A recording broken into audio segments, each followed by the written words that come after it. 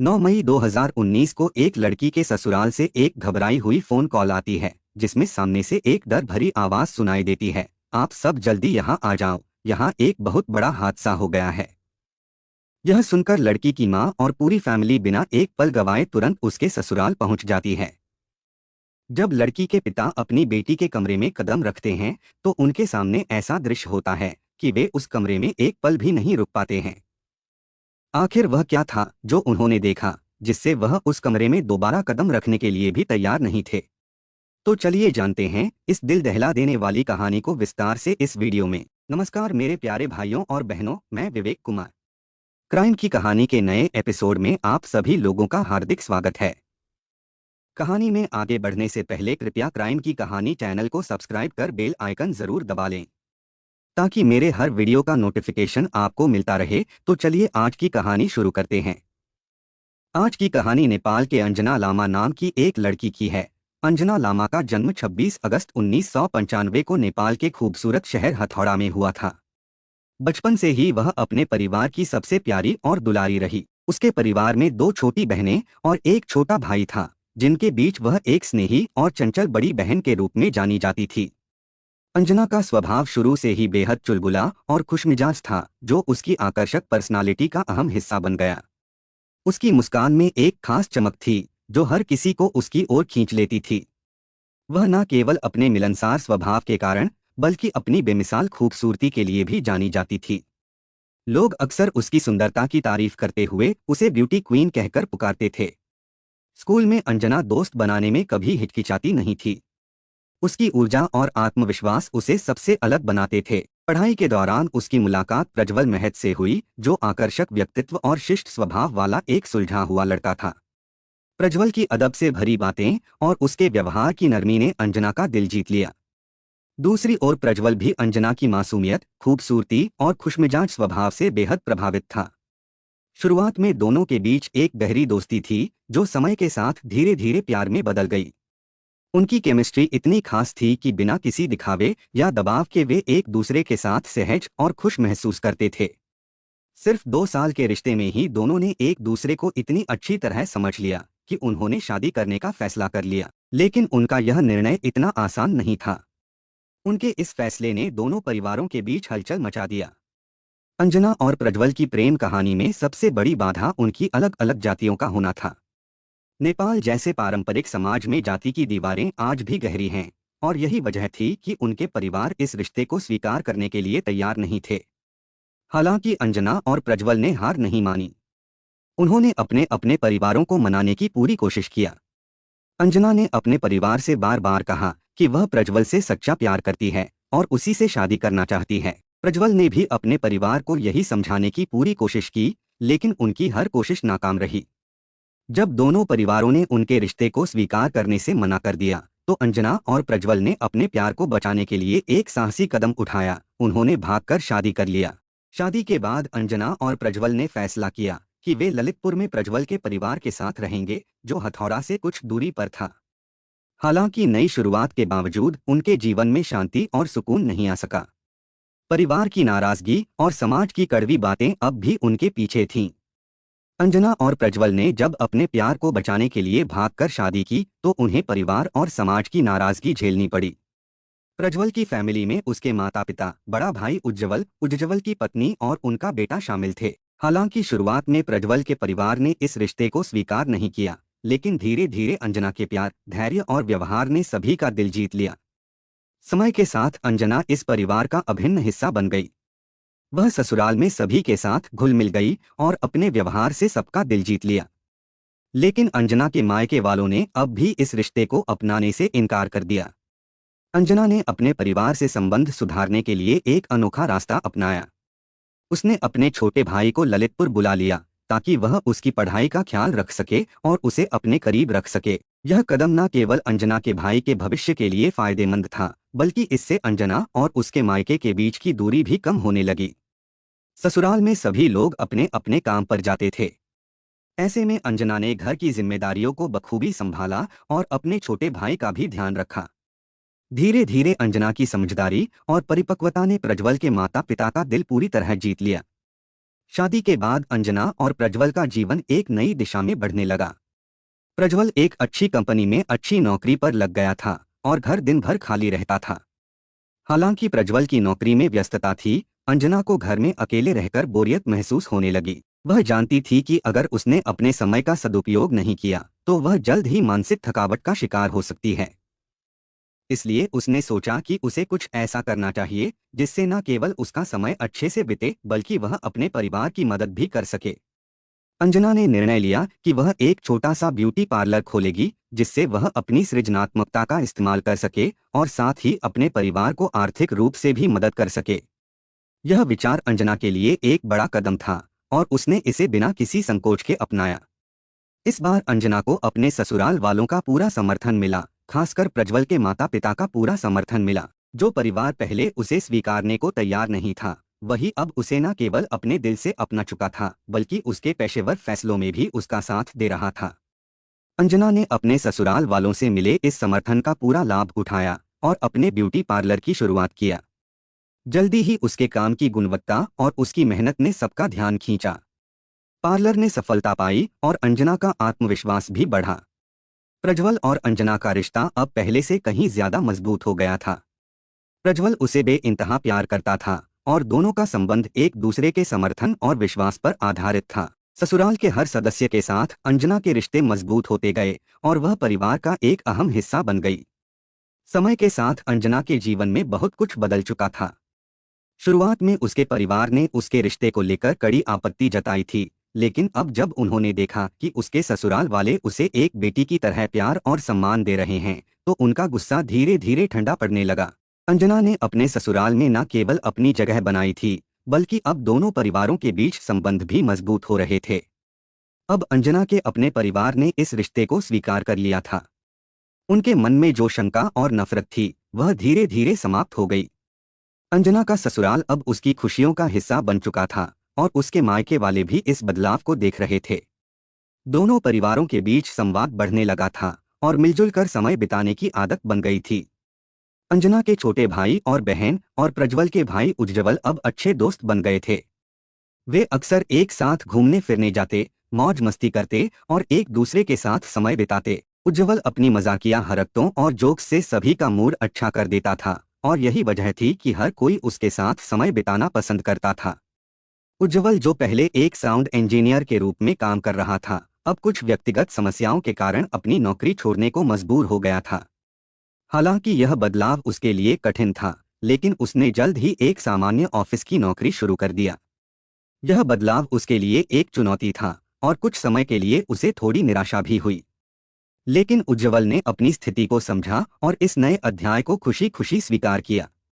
उसका उत्साही स्वभाव और मिलनसार व्यक्तित्व ने उसे इस नई स्थिति में भी खुश रहने में मदद किया। अंजना की जिंदगी उस समय पर पूरी तरह से पटरी पर आ चुकी थी। वह अपने ससुराल और मायके दोनों से खुश थी। घर के कामों को संभालते हुए और अपने ब्यूटी पार्लर की जिम्मेदारियों को निभाते हुए वह आत्मनिर्भर और संतुष्ट महसूस करती थी। इसके बावजूद उसके पास खाली समय भी था और उसने इस समय का सदुपयोग करने के लिए एक नया तरीका खोजा। तब तक टिकटॉक का चलन जोरों पर था और अंजना ने इसे एक टाइम पास का साधन बनाने का सोचा। मजे मजे में उसने टिकटॉक वीडियो बनाना शुरू किया, लेकिन उसकी खूबसूरती, आकर्षक व्यक्तित्व और स्मार्ट अंदाज ने उसे जल्दी ही लोगों का ध्यान आकर्षित किया। वह देखते ही देखते वायरल हो गई। अंजना के टिकटॉक वीडियो ने उसे रातों रात एक स्टार बना दिया। उसकी खूबसूरती, आकर्षक व्यक्तित्व और सहज अंदाज ने उसे लाखों फॉलोवर्स दिलाए और वह सोशल मीडिया पर एक पॉपुलर नाम बन गई। इस लोकप्रियता ने उसे एक और सुनहरा मौका दिया। मॉडलिंग के ऑफर्स आने लगे। अंजना को पहले से ही मॉडलिंग में दिलचस्पी थी और अब यह उसका सपना साकार होने का समय था।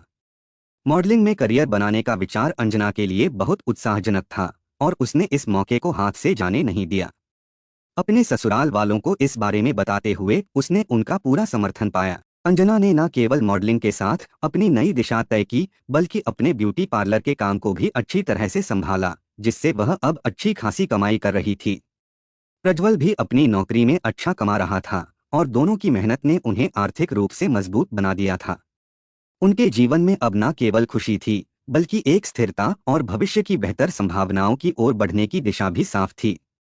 इसके बाद दोनों ने एक बड़ा फैसला लिया। आर्थिक स्थिरता और बेहतर भविष्य को ध्यान में रखते हुए अंजना और प्रज्वल ने सोचा कि उन्हें नेपाल छोड़कर कनाडा शिफ्ट हो जाना चाहिए। अंजना और प्रज्वल की शादी को ज्यादा समय नहीं हुआ था, लेकिन अंजना की टिकटॉक पर बढ़ती लोकप्रियता और मॉडलिंग से हो रही कमाई ने उन्हें कनाडा शिफ्ट होने का सपना साकार करने की प्रेरणा दिया। अंजना ने ठान लिया था कि वह और प्रज्वल नए अवसरों का पीछा करेंगे और इसके लिए उन्होंने पैसे बचाना शुरू कर दिया।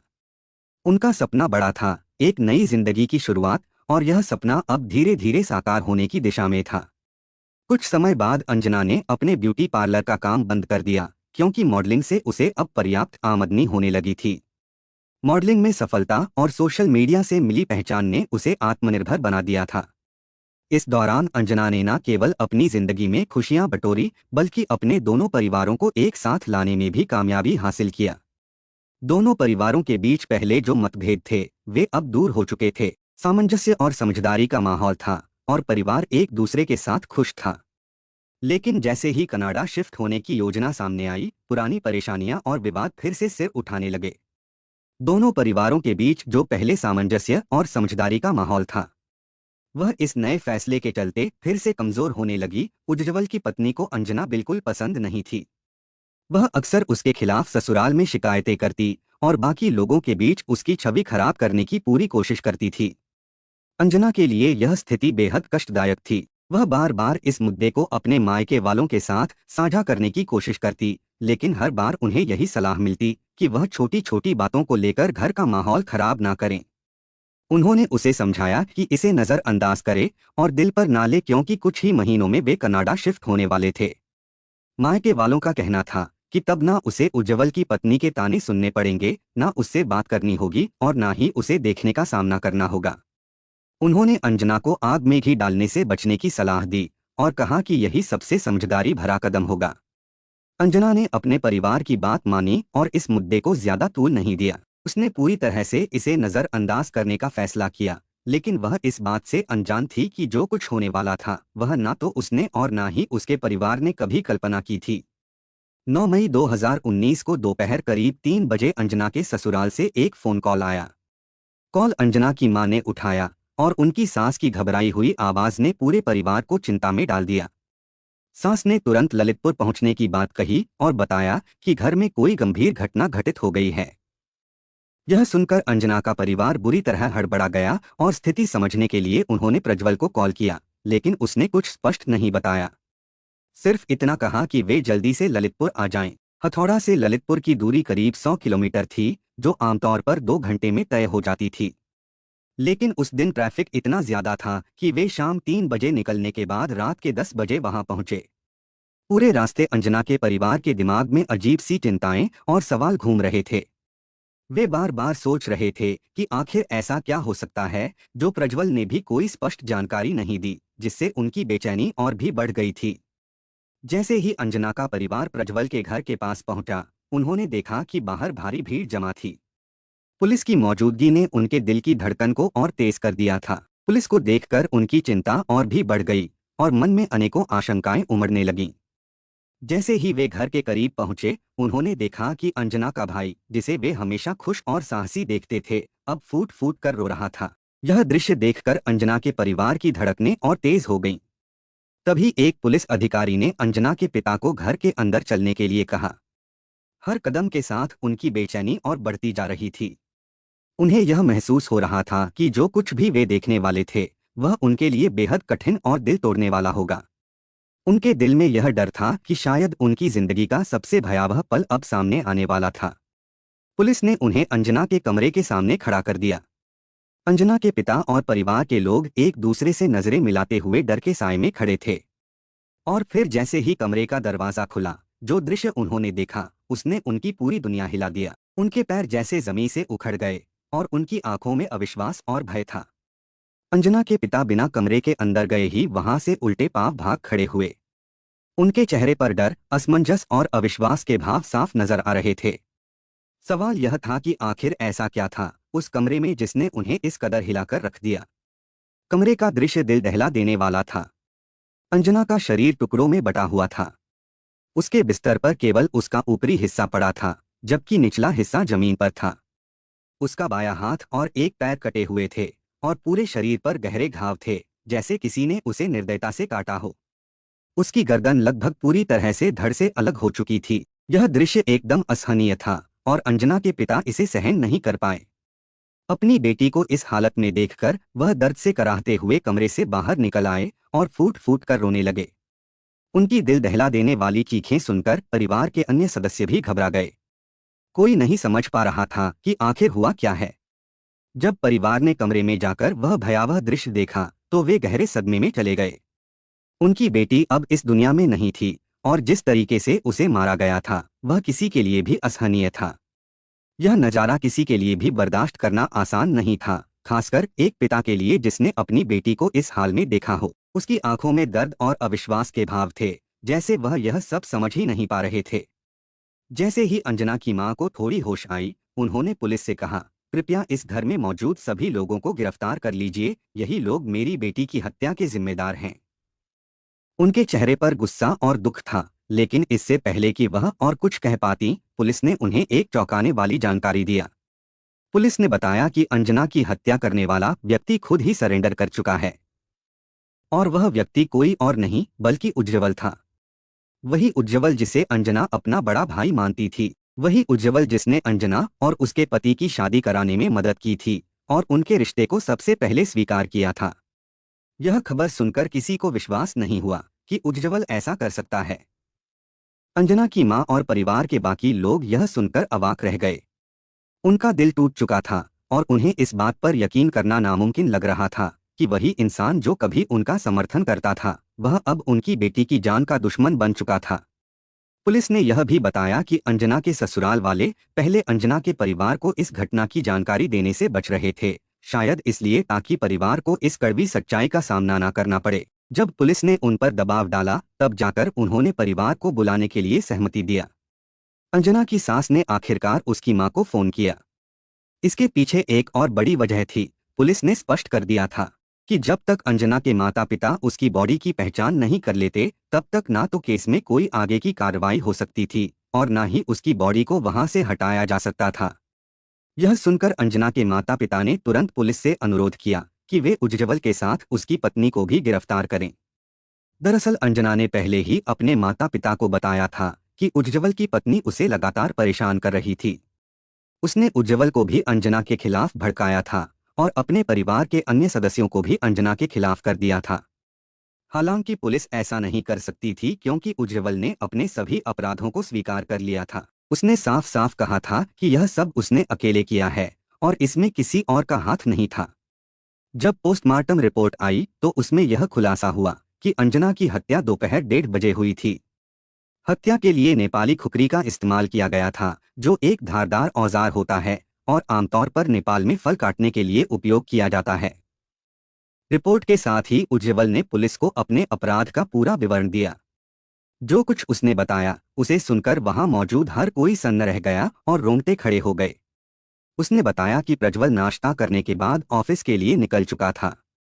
घर में उस समय सिर्फ अंजना, उसकी सास और उज्ज्वल मौजूद थे। दिन में अंजना पास के स्थान से पानी लाने गई थी, लेकिन पानी उपलब्ध न होने की वजह से वह खाली हाथ लौट आई। जब वह लौट रही थी, उज्ज्वल अपनी बालकनी से उसे ध्यान से देख रहा था। घर आने के बाद अंजना सीधे अपने कमरे में चली गई और बिस्तर पर लेटकर फोन में व्यस्त हो गई। आमतौर पर अंजना अपने कमरे का दरवाजा अंदर से लॉक करके रखती थी, लेकिन इस बार उसने ऐसा नहीं किया। उज्ज्वल ने इसे नोट किया और उसके मन में एक ख्याल आया। उसने अपने कमरे से एक छोटी खुकरी उठाई और अंजना के कमरे की ओर बढ़ने लगा। जैसे ही वह अंजना के कमरे के पास पहुंचा, उसे लगा कि यह खुकरी उसके इरादे को पूरा करने के लिए पर्याप्त नहीं है, इसलिए वह अपने माता पिता के कमरे में गया और वहां से एक बड़ी खुकरी लेकर लौटा। इस हथियार के साथ वह अंजना के कमरे में दाखिल हो गया।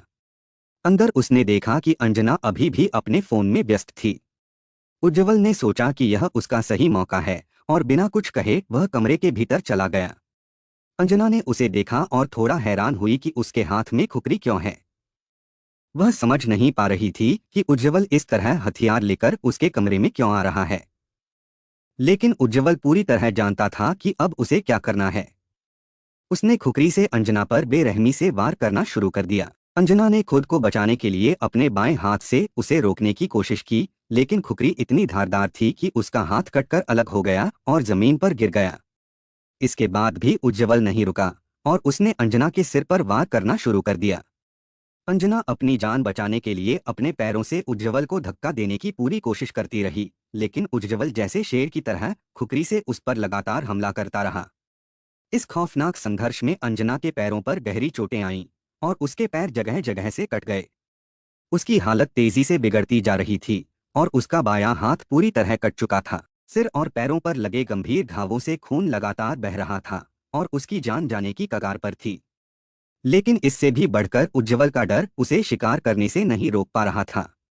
उसे यह खौफ था कि अगर अंजना होश में आ गई तो उसकी सारी सच्चाई सबके सामने आ जाएगी।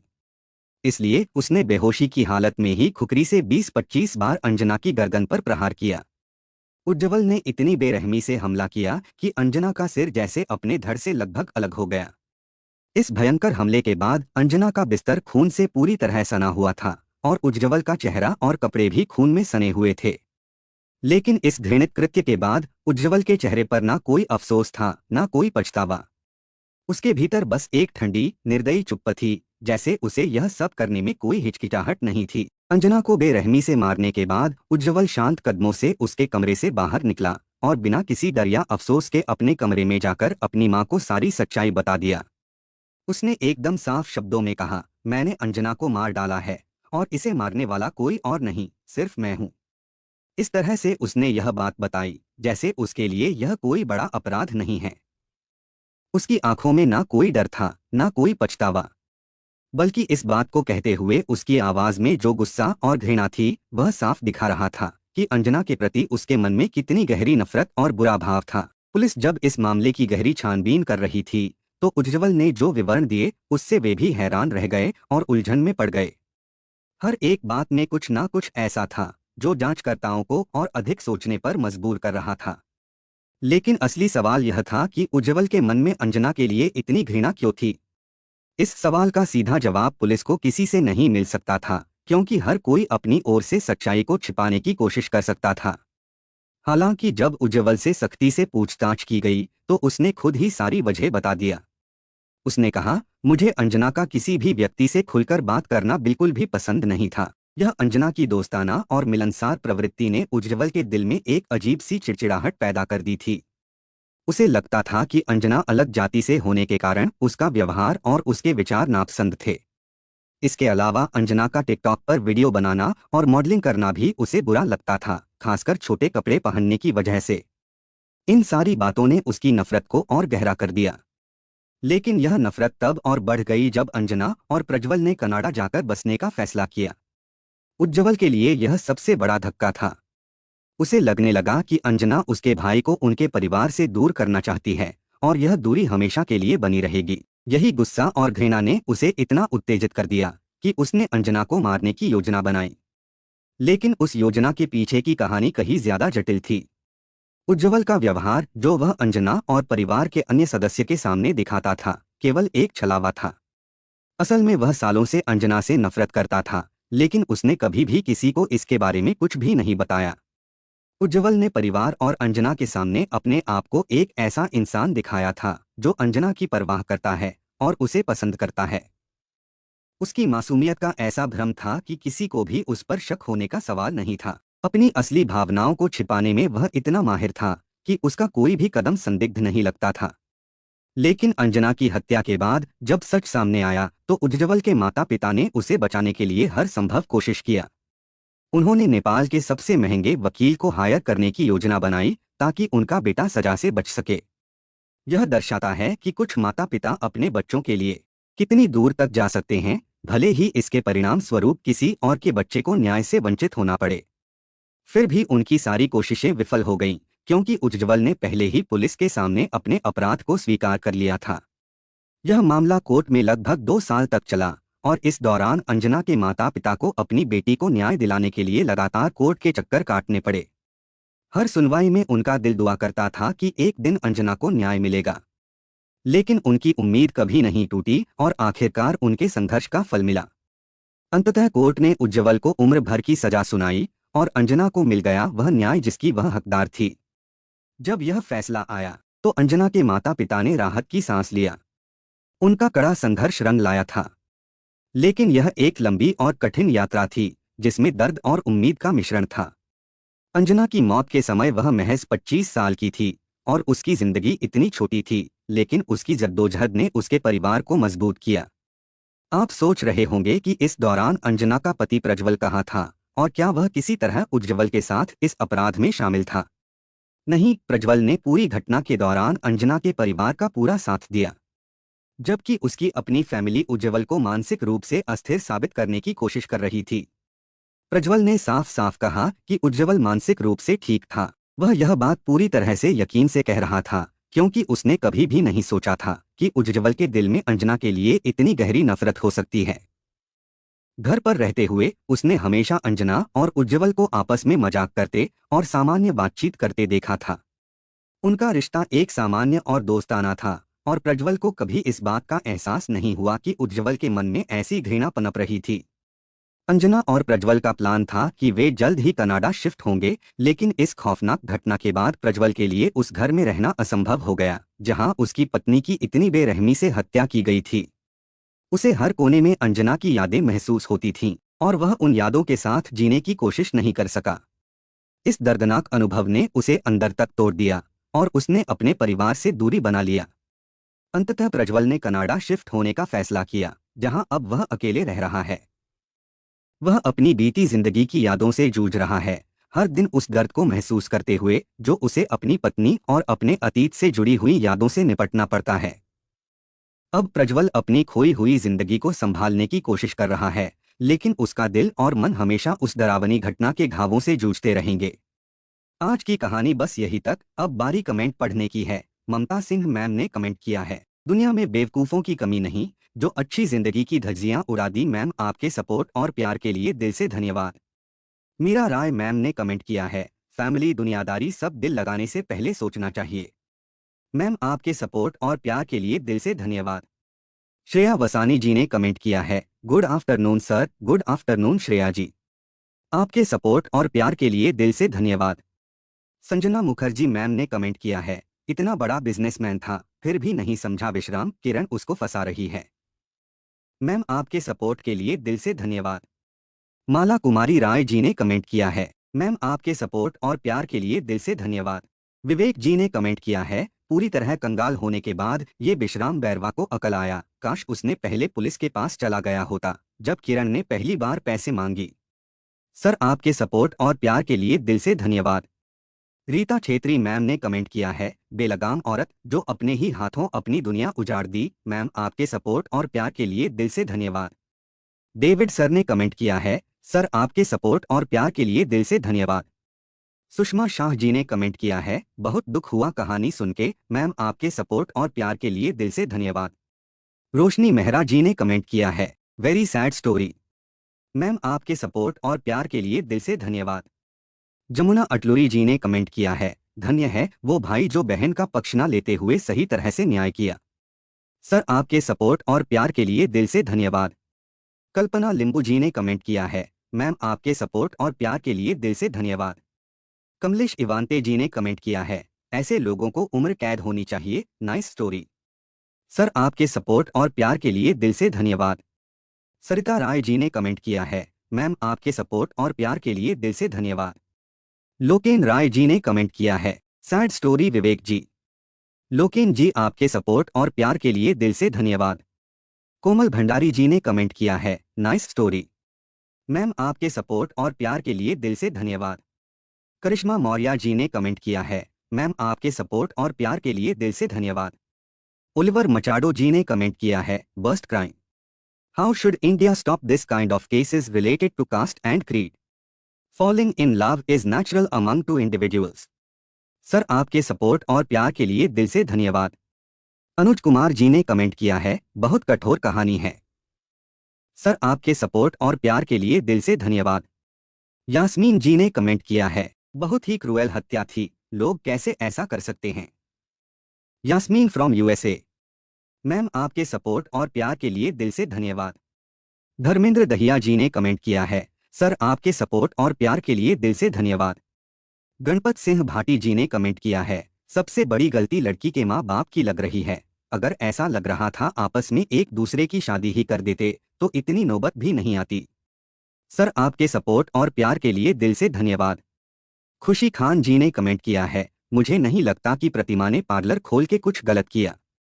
घर चलाने में अपने हस्बैंड का हेल्प करना कोई बुरी बात नहीं है, हाँ, लेकिन अपने हस्बैंड के होते हुए दूसरे इंसान को अपनाना गलत है। मैम आपके सपोर्ट और प्यार के लिए दिल से धन्यवाद। श्याम बहादुर गुप्ता जी ने कमेंट किया है, नशा आज की युवा पीढ़ी को बर्बाद कर रहा है। पैसा आते ही बुराइयां अपने आप आ जाती है। नशे में लोग दूसरों की जिंदगियां छीन रहे हैं। सर आपके सपोर्ट और प्यार के लिए दिल से धन्यवाद। प्रमोद राजपूत जी ने कमेंट किया है, सर मैं हिमाचल प्रदेश सिरमौर से हूँ। सर आपके सपोर्ट और प्यार के लिए दिल से धन्यवाद। शब्बीर काबू जी ने कमेंट किया है, सर आपके सपोर्ट और प्यार के लिए दिल से धन्यवाद। गणेश सौद जी ने कमेंट किया है, महिला के साजिश और खतरनाक प्लान। बेचारा क्या पता उसकी औरत इतना खतरनाक प्लान करती हैं, अवैध संबंध कैसे कैसे मोड़ लेता है। सर आपके सपोर्ट और प्यार के लिए दिल से धन्यवाद। मनोज प्रभाकर जी ने कमेंट किया है, जब बॉडी को नहलाया जा रहा था तब क्यों निशान नहीं दिखा। सर ये तो पता नहीं चल पाया। सर आपके सपोर्ट और प्यार के लिए दिल से धन्यवाद। तहर भाई जी ने पाकिस्तान से कमेंट किया है, सर आपके सपोर्ट और प्यार के लिए दिल से धन्यवाद। मेरे कुछ भाई और बहन ऐसे भी हैं जो डेली के लिसनर है, हर वीडियो को देखते हैं और कमेंट करते हैं, जैसे राहुल जयकर सर, निकिता अटलूरी जी, मोहम्मद उमर जी, लक्ष्मी रावत मैम, नाज कश्मीरी जी, नीरा मेघ मैम, रेखा सोकल जी, रूही खान मैम और सभी भाई बहनों को शुक्रिया जो मेरे वीडियो को लाइक शेयर और कमेंट करते हैं। आप लोग ऐसे ही अपना प्यार बनाए रखिए। मैं आप लोगों के लिए रोज नए वीडियो लाता रहूंगा। कहानी को लास्ट तक सुनने के लिए आपका धन्यवाद। इस कहानी के बारे में अपनी राय कमेंट करके ज़रूर बताइएगा और ऐसी ही अपराध की सच्ची कहानियों के लिए हमारे चैनल क्राइम की कहानी को सब्सक्राइब कर लीजिए। कहानी को लाइक और शेयर ज़रूर करें।